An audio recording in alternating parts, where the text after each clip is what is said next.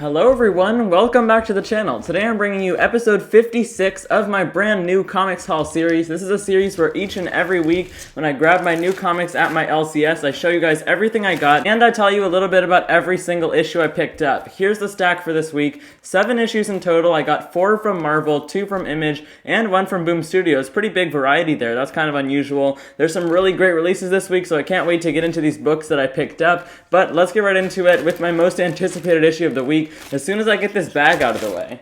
Okay, now that is all over with, let's get right into this haul. The first issue, we always start off with my most anticipated issue of the week. This week, that's gonna have to go to Ghost Rider issue number 1. We've got a brand new ongoing series for Ghost Rider. This is featuring Johnny Blaze, not Robbie Reyes, not Danny Ketch. There's been so many different iterations of Ghost Rider over the years, but now it's his 50th anniversary. You can see the little tag on the corner there. So they're bringing it back to Johnny Blaze as the original Ghost Rider. He's been on and off over the last couple years after the Doctor Strange Damnation event, which happened I think in like 2017, maybe 2018, and the most recent Ghost Rider storyline, which was Ed Brisson's run. It happened a couple years ago. That one got canceled because of COVID, so it ended up only lasting about 7 issues, I think. They probably had a bigger story plan there, but it didn't quite pan out how they were hoping. I will be putting out a non-spoiler review of this issue later today after I get done reading it, so look out for that one in the evening if you want some more information. I have high hopes for this. We'll see how it is. Look out for that review dropping later this evening. That's Ghost Rider issue number 1. Alright, let's continue on with Marvel, hopping over to another corner of the Marvel Universe this week. We've got some Spider-Man issues. The first one here is The Amazing Spider-Man issue number 90. This is, chapter 16 of the Beyond story arc, which has been going on for the last few months. It's coming out weekly. We've got a bunch of tie-ins. I'll get to another one in a second here. Another Spider-Man book out this week. But the main story itself so far has been consistently really enjoyable. The last issue, though, was really good, and it was setting up this whole 2-issue story arc we've got going on, with the Queen Goblin as the main villain. The special thing about this story arc, though, is that not only is it the first appearance of this interesting new Goblin character, she has like this Goblin stare that's kind of similar to Ghost Rider's Pennant stare, but this story arc also has art by Mark Bagley, which has really been a treat. Some of the like double-page spreads that we have inside of this issue specifically look really awesome and super well done. I'm pretty excited to read this one and see how Beyond starts to wrap up. It's only going to be 19 issues in total. Alright, the last issue that I picked up tying into Beyond and the Spider-Man side of the Marvel Universe this week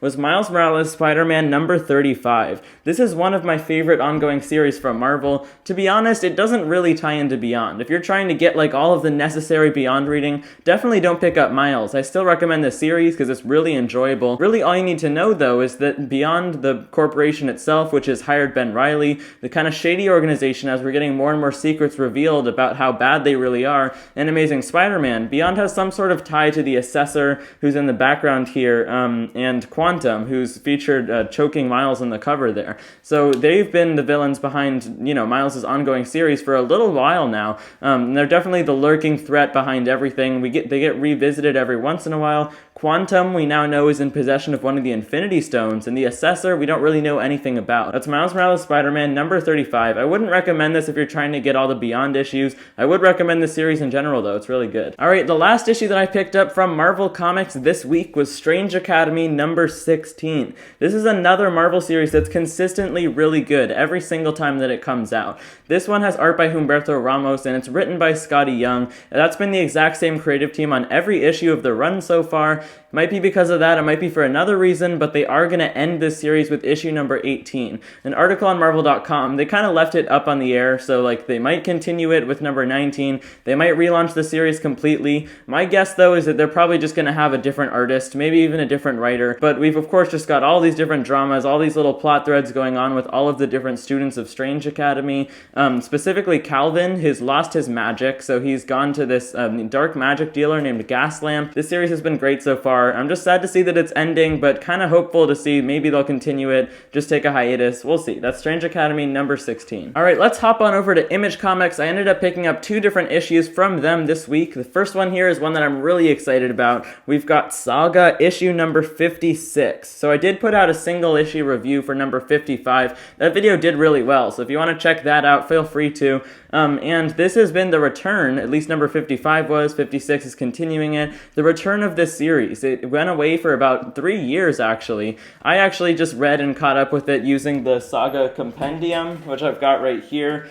Like months before number 55 came out, so I could get all caught up and read the series that was supposed to be so good. And it was. I thought it was really good. And it's just this overall narrative about a kid named Hazel. She's like a crossbreed between these two different alien species who are at war with each other, so she's kind of wanted. Both governments, both armies are always going after her, and her family is always on the run. They run across many different people as they come across their adventures.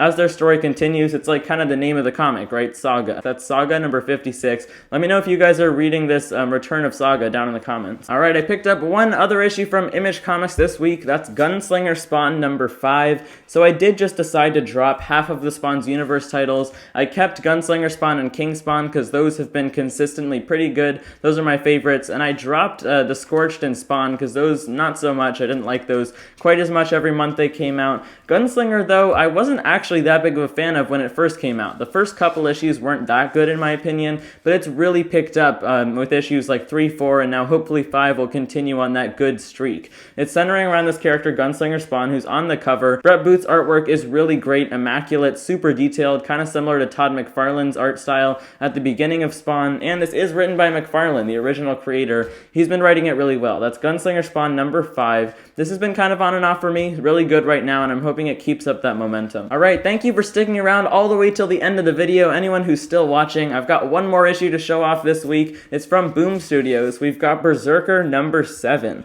This book comes out like every 2 months, sometimes longer than that. They'll have really big breaks. I don't know exactly why. It is of course written by Keanu Reeves. That could be a reason. I think they've done a pretty decent job so far. Some issues have been a little better than others. The first one I thought started really strong, and then we just had the rest of that first opening story arc just like kind of being flashback scenes. If you're not aware yet, this series is centering around the main character featured on the cover there. His name is B, or Anut. He goes by a couple different names. He was gifted with these abilities where the only time that he would feel peace was when he was in his berserker rage. And he is super powerful. He rips people apart. It's a really gory comic. And it's just been traced all the way to the present day. More and more gaps have been filled in. If you guys are still liking Berserker, or if you dropped it, if you're still getting it, let me know all that down in the comments. But that's Berserker number 7. Alright then, well that's every single one of the brand new issues that I picked up this week for New Comic Book Day. What did you guys get though? Let me know down in the comment section below which issues you're looking forward to the most this week. I'm definitely looking forward to reading Ghost Rider. Make sure to look out for my review, which I'll be dropping later today, right after I drop this new comics haul, as soon as I record it. So if you got some good information from this video, if you're new here, if you enjoyed the video, make sure to click that subscribe button right below. You can also hit the notifications bell, which is sitting right next to it. You'll be notified every single time I post a new video if you don't want to miss any. Thank you so much for watching, everyone. Bye, guys.